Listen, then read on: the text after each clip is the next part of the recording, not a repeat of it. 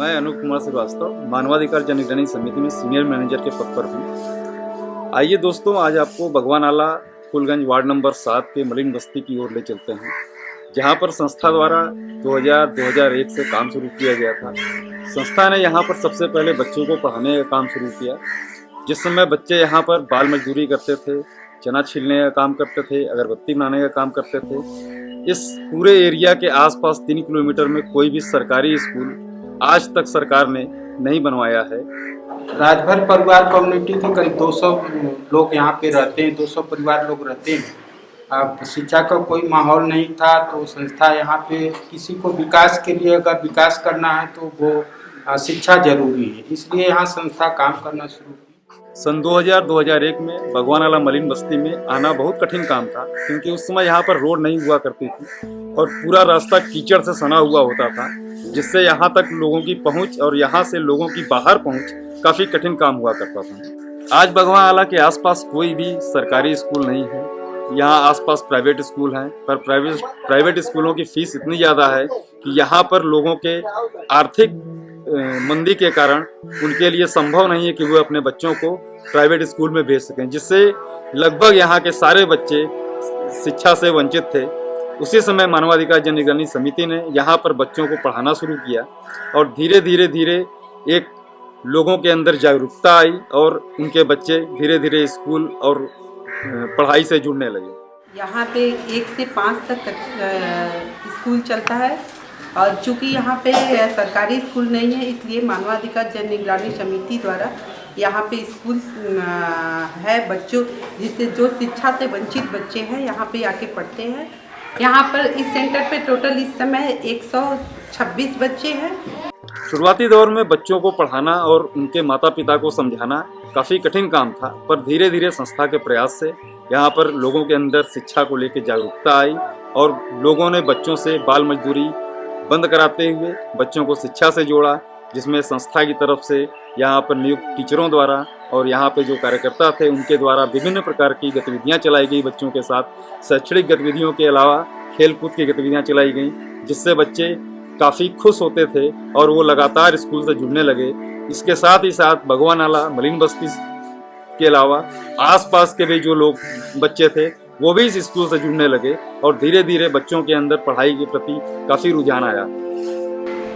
छोटी सी सुंदर एक मछली, छोटी सी सुंदर एक मछली, अम्मा संग शहर को निकली, अम्मा संग शहर को निकली, कभी आगे कभी पीछे चली, कभी आगे कभी पीछे चली, रास्ते में रह गई अकेली, रास्ते में रह गई अकेली, चारों ओर अंधेरा छाया, चारों ओर अंधेरा छाया, देख मगर को मन घबराया, देख मगर को मन घबराया, इतने में एक जुगनू आया, इतने में एक जुगनू आया, छोटी ने किस्सा बतलाया, छोटी ने किस्सा बतलाया, जुगनू बोला मत घबरा, जुगनू बोला मत घबरा, मेरे पीछे पीछे। ये बहुस्तरीय शिक्षण गतिविधि की हम लोगों को ट्रेनिंग दी गई है, जिसके तहत हम लोग इस तरह से बच्चों को पढ़ा पा रहे हैं कि स्तर अनुसार बच्चों को पढ़ा रहे हैं और हर महीने बच्चों की ग्रेडिंग करके जैसे ABC में डालते रहते हैं और उसके अनुसार मतलब बच्चों को शिक्षा दिया जाता है। और यहाँ पे लाइब्रेरी है जिसमें बच्चे अपनी पसंद के अनुसार किताबें ले जाते हैं। उनका रख रखाव और उनका बच्चों का ले जाना और फिर वापस करना, ये एक रजिस्टर में मतलब लिखा जाता है।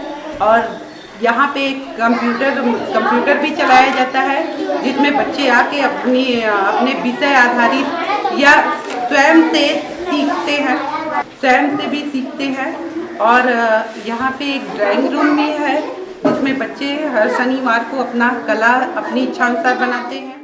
वहीं दूसरी तरफ महिलाओं का भी एक समूह बनाया गया, जिनको भी शिक्षा के प्रति जागरूक किया गया और उनको भी यह समझाया गया कि उनके जीवन में और उनके बच्चों के भविष्य के लिए पढ़ाई कितनी महत्वपूर्ण है। धीरे धीरे महिलाओं के ग्रुप के साथ अन्य सरकारी योजनाओं और उनसे जुड़ी स्वास्थ्य समस्याओं पर भी संस्था द्वारा बातचीत शुरू की गई, जिससे धीरे धीरे लोगों के अंदर जागरूकता आई और वो अपने बच्चों के पढ़ाई के प्रति कटिबद्ध हुए।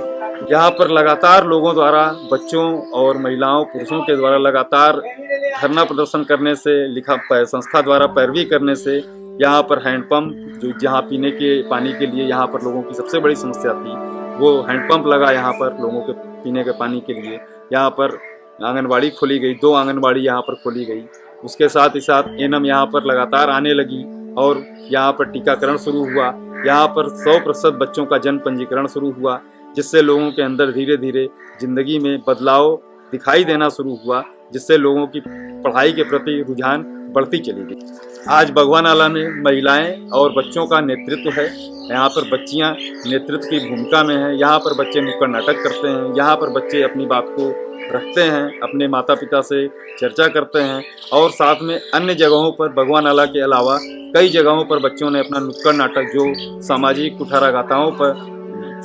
कुठाराघात पर हमला करने के लिए है, उन लोगों ने इस सामाजिक मुद्दों के ऊपर कई नुक्कड़ नाटक तैयार किए हैं। बिना किसी प्रशिक्षण के अपनी लगन, मेहनत और यहाँ के जो कार्यकर्ता और जो यहाँ पर सदस्य हैं, उनके देखरेख में उन लोगों ने एक काफ़ी अच्छी टीम बनाई है।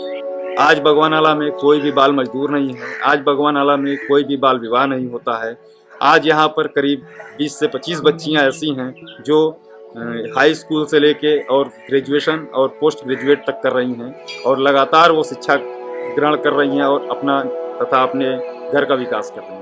ये बिल्डिंग, यहाँ पे 5 कमरे, बाथरूम, किचन बनाया गया है और ये बिल्डिंग सरकार को देने के लिए हम लोगों ने हलफनामा भी दिया हुआ है कि यहाँ पे बच्चों को पढ़ाने के लिए सरकारी स्कूल खोला जाए। और ये बिल्डिंग हम लोगों ने संस्था के माध्यम से कुछ लोगों से चंदा लेके ये बिल्डिंग बनाई है और यहाँ पर सरकारी विद्यालय खोलने की मांग लगातार पिछले 5 सालों से हम लोग करते आ रहे हैं। ये बिल्डिंग यहाँ पर बनी हुई है, किचन बना हुआ है, ऑफिस बना हुआ है, यहाँ पर बच्चों के लिए बाथरूम बना हुआ है। तो सरकार इसको अपने हाथ में ले और यहाँ पर सरकारी स्कूल खोले।